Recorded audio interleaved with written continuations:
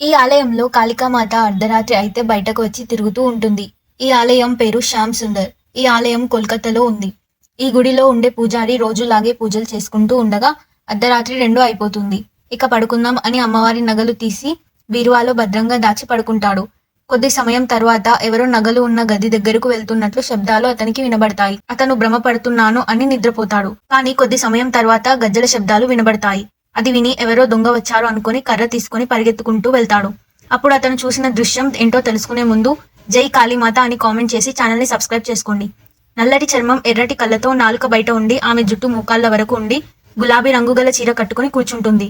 ఆమె పూజారి వైపు చూసి వెళ్లి పడుకో నేనేలే అని అంటుంది.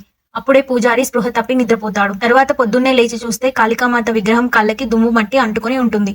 అప్పుడు ఆ పూజారికి అర్థం అవుతుంది అతను రాత్రి చూసింది సాక్షాత్తు కాళికాదేవిని అని. ఇక్కడ ఉన్న వాళ్ళ నమ్మకం ఏంటి అంటే ఎవరైనా ఈ గుడికి వచ్చి వాళ్ళ కష్టాలు చెప్పుకుంటే ఆ రోజే కాళికామాత వాళ్ళ ఇంటికి వెళ్లి కష్టాలు తీరుస్తుంది అని చెప్తారు.